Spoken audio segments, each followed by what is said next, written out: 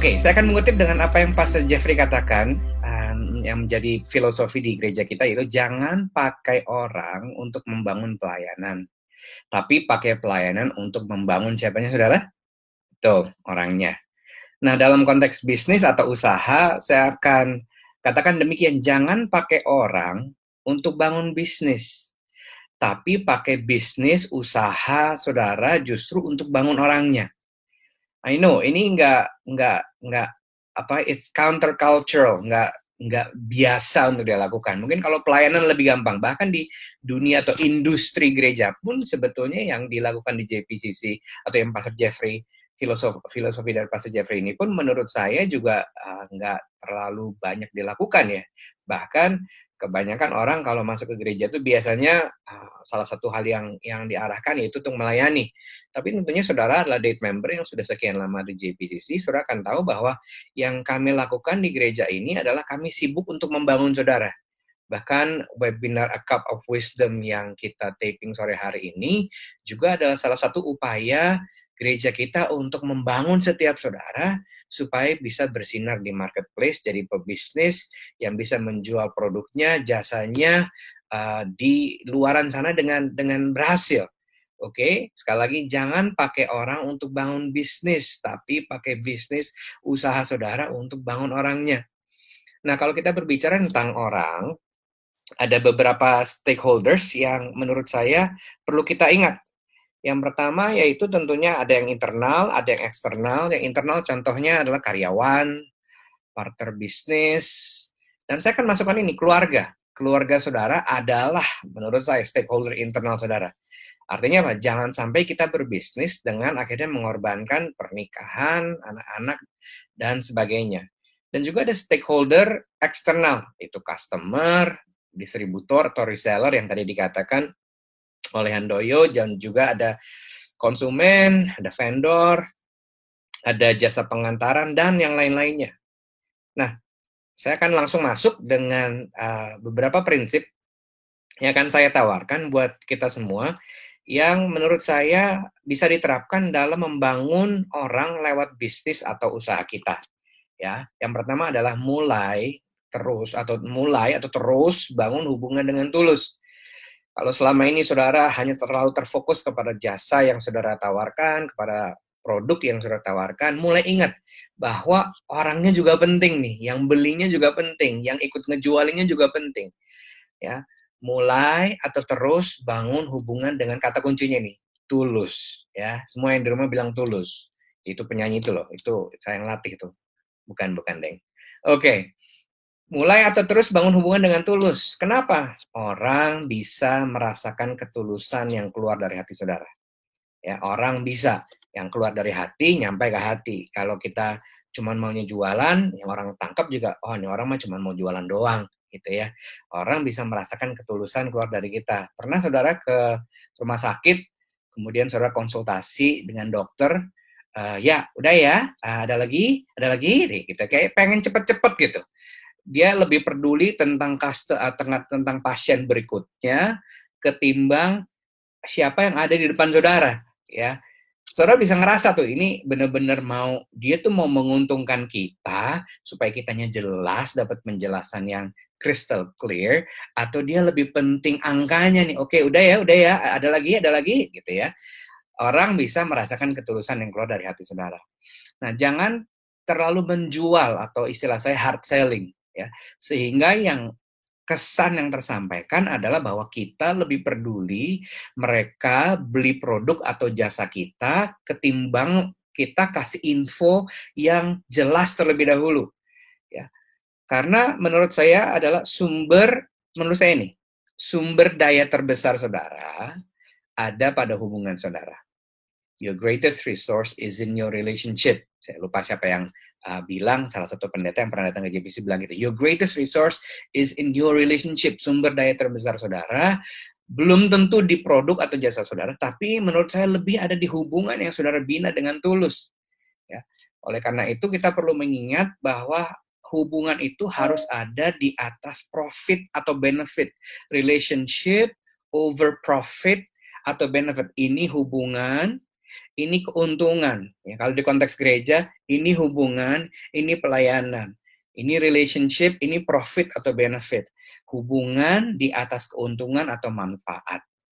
Nah, kalau akhirnya saudara sudah lakukan yang terbaik, semua yang tadi sudah dikatakan saudara lakukan, kalau mereka nggak jadi beli produk atau jasa saudara, it's okay, masih ada lain waktu. Sama dengan kalau waktu saya menjual, ya, CPCC menjual date. Kita nggak akan pernah paksa orang ikut date, tapi kita cuma akan pastikan mereka mendapatkan inspirasi atau informasi yang mereka perlu dapatkan supaya akhirnya itu antara mereka dengar inspirasi atau informasi sampai akhirnya mau datang ke date, ini kan jaraknya lebar sekali gitu, antara orang daftar date sampai masuk date itu juga masih banyak setan-setannya tuh ya, dan sebagainya. Jadi kalau mereka nggak jadi beli produk atau jasa atau pakai jasa kita, it's okay, masih ada lain waktu ya. Nah, sebelum orang membeli produk atau jasa yang saudara tawarkan, ini yang saudara perlu ingat, mereka sebetulnya membeli ini citra atau image saudara ya, karena gambar yang terbangun itu juga atau image yang terbangun nggak bisa lepas dari orang yang menjualnya. Jadi pastikan bahwa gambar yang terbangun adalah bahwa hubungan itu memang lebih penting daripada terjadi atau tidaknya transaksi. Oleh karena itu, saya akan katakan demikian, lakukan bisnis saudara dengan pendekatan relasional, bukan transaksional. Ya, itulah yang Yesus contohkan kepada kita semua. Itu yang Yesus selama dia datang ke bumi, dia sibuk bangun relasi, dan dia bukan sibuk bangun transaksi, bangun pelayanan, yang enggak, dia sibuk bangun orang-orangnya dengan siapa yang bersentuhan dengan dirinya.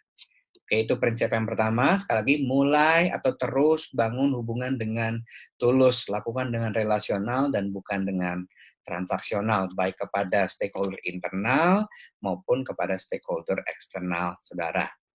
Yang kedua, jangan tidur dulu. Masih ada 40 poin nih. Enggak, Deng. Yang kedua, kita perlu mendapatkan hati orang lain sebelum mendapatkan tangannya. Ya, dapatkan hati sebelum mendapatkan tangannya. Tangannya ini apa sih? Tangan ini bisa berupa bantuan, pengertian, kepercayaan, dukungan. Ya, kita termasuk saya nggak bisa dipungkiri kita maunya tangannya orang dulu nih, dapatkan hatinya belakangan. Tapi setiap kita perlu belajar bahwa kita perlu dapatin hatinya dulu sebelum mendapatkan tangannya. Ya, bagaimana sikap yang kita pakai dalam kita melakukannya? Selalu taruh diri kita di posisi orang lain. Itu kuncinya. Ya, itu kuncinya. Itu sebabnya kalau saya boleh jelaskan, waktu saya dan tim membuat date meeting guideline buat para core team dan date leader, itu saya sampai mikirin sampai syarat orang bisa pakai petunjuk pertemuan date itu cuma satu, yaitu dia tidak buta huruf. Sebegitu mudah, begitu pula waktu saudara memberikan informasi yang terkait dengan produk atau jasa saudara. Jangan pernah asumsi, karena kita nggak pernah tahu siapa customer kita. Jangan-jangan customer yang benar-benar pemula, konsumen yang benar-benar nggak tahu apa-apa, dan sebagainya. Nah, kalau kita selalu taruh diri kita di posisi orang lain, ini akan memudahkan untuk munculnya ide-ide. Ya, Pastor Jeffrey selalu bilang waktu saya masih pemimpin pujian, dia pernah negur saya, kenapa sih lu kalau nyanyi mimpin pujian bahasa Inggris terus, jemaat kita nggak semuanya bisa bahasa Inggris ya. Sampai ada satu lagu yang saya favorit banget. Pastor Jeffrey bilang ini, gue nggak mau denger lagu ini lo nyanyiin lagi ya. Kayaknya kalau lo WL, lagu ini mesti ada di setlistnya. Nah, saya mesti ingat bahwa kita ini dalam posisi melayani orang lain. Ya. Karena apa? Kita harus mau melayani mereka untuk mendapatkan hatinya.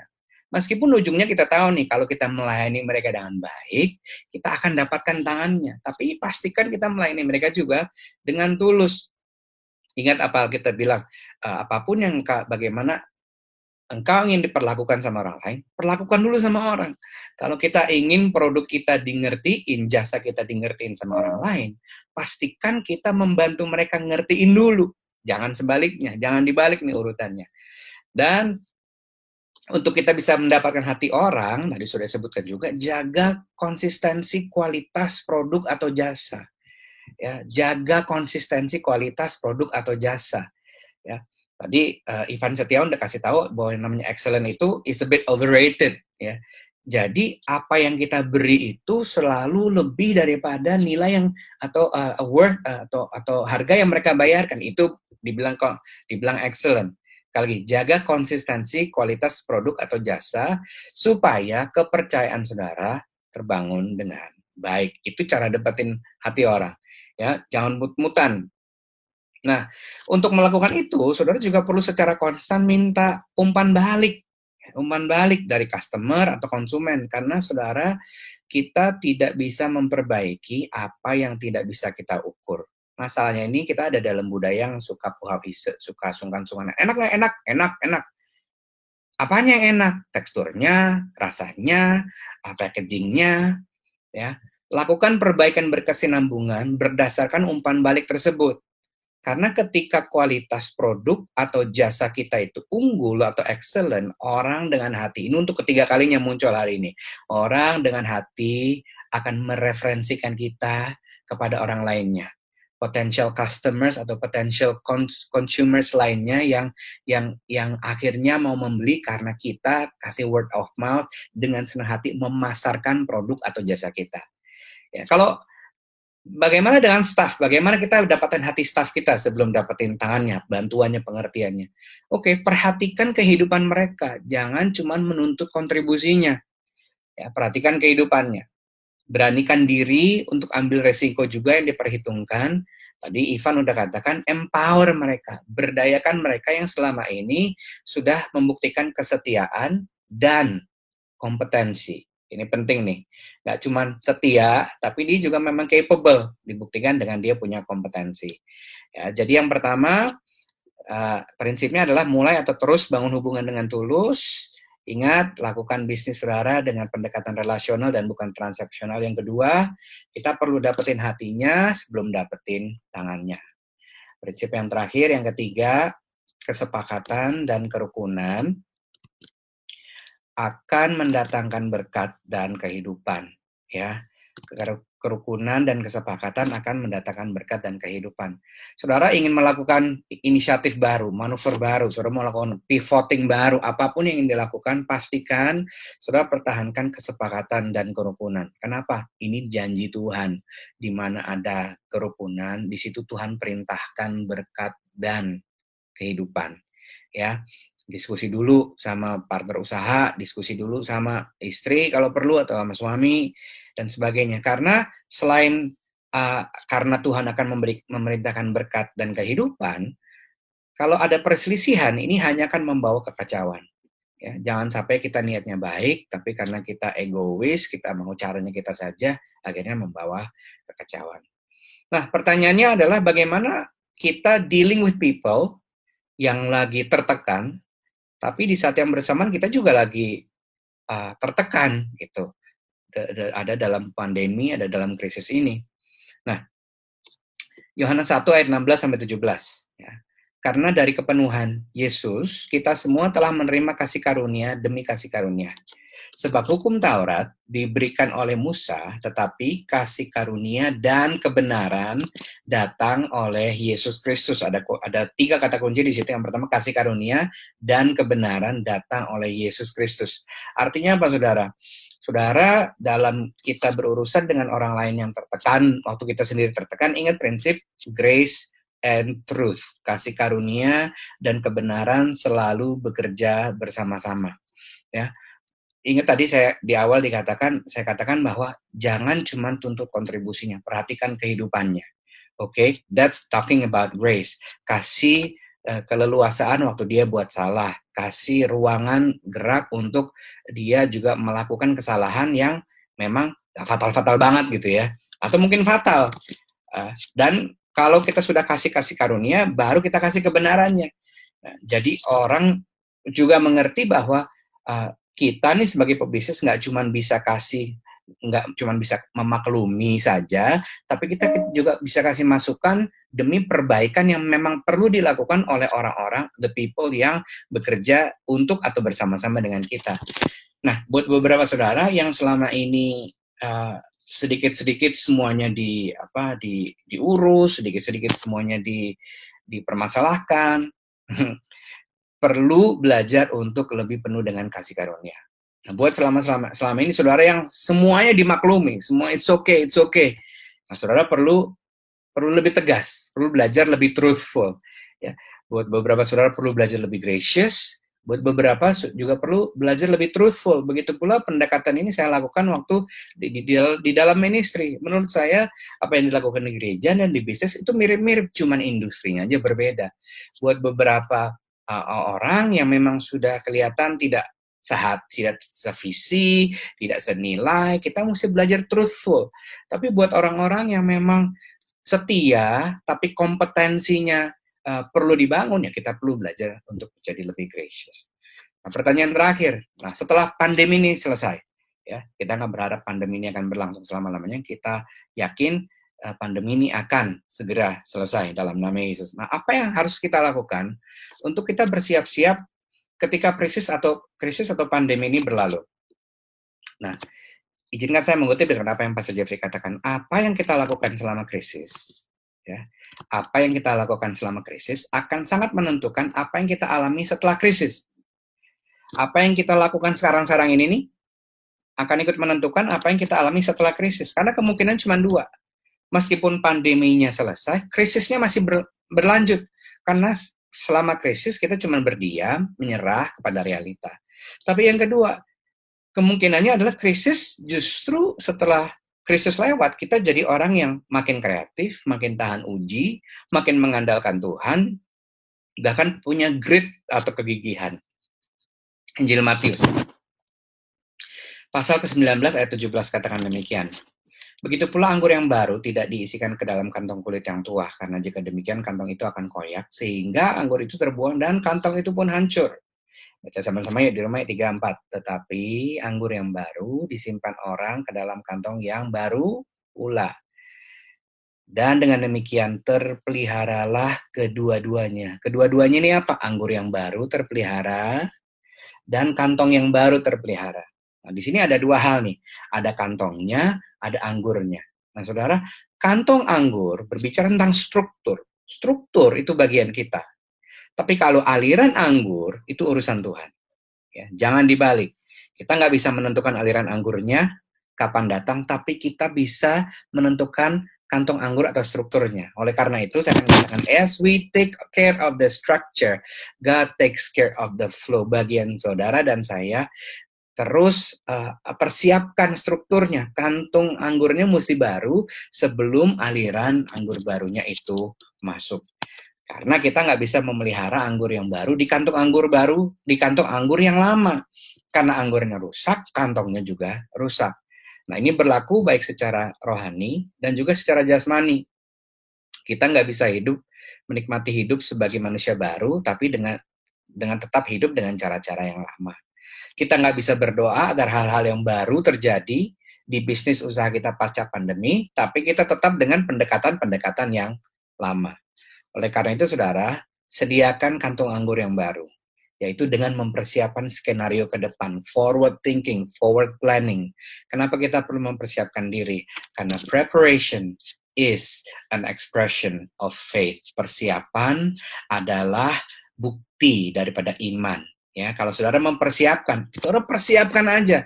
Belum tentu profitnya langsung datang, belum tentu revenue-nya langsung naik. Persiapkan aja, karena persiapan itu ekspresi daripada iman. Dan ini yang terakhir, 3 pertanyaan yang mudah-mudahan membantu saudara bisa mempersiapkan kantong anggur yang baru. Yang pertama, apakah saya mau mengambil resiko untuk mengeksplorasi hal-hal yang baru? Nah, iman itu selalu mengandung resiko. Percayalah, iman selalu mengandung resiko. Dan di firman Tuhan juga katakan, iman tanpa perbuatan adalah mati. Jadi waktu kita beriman dengan mempersiapkan, kita sebenarnya sedang mengambil resiko. Itu sebabnya kita harus belajar untuk mau mengambil mengeksplorasi hal-hal yang baru. Karena Albert Einstein mengatakan kegilaan adalah melakukan hal yang sama lagi dan lagi, tapi mengharapkan hasil yang berbeda. Yang kedua pertanyaan, adakah hal tertentu yang perlu saya beri ruang untuk bereksperimen? Mungkin pendekatan-pendekatan saudara, dalam saudara mengencangkan ikat pinggang, dalam mengenali customer, konsumen, dalam mengatur keuangan, dalam cara-cara memasarkan. Ada nggak hal-hal tertentu yang perlu saya beri ruang untuk bereksperimen? Mungkin satu dulu aja, fokus dengan satu dulu eksperimen di satu area dari bisnis atau usaha saudara. Pertanyaan yang terakhir, adakah perubahan sikap atau mental yang perlu saya lakukan? Ingat ya, perubahan selalu dimulai dari saya. Perubahan selalu dimulai dari diri sendiri. Perubahan seperti apa dalam kita mengubah sikap atau mental? Mungkin urutan nilai-nilai kita. Tadi Pastor Kenny udah dengan gamblang kasih tahu sama kita. Mungkin beberapa saudara mesti jadikan Tuhan sebagai pengusaha utama lagi. Tuhan di tempat yang pertama, dan terutama supaya saudara nggak kalut, khawatir, supaya sound mind, pikiran yang jernih ada dalam pikiran saudara, saudara bisa mulai berpikir ke depan. Ya. Perubahan sikap seperti apa lagi? Perlukah saya belajar untuk lebih gracious? Perlukah saya untuk belajar lebih truthful? Jadi 3 pertanyaan itu tadi, dan saya berhenti di sini. Mudah-mudahan apa yang dibagikan dapat memberkati dan memperlengkapi setiap saudara. Thank you.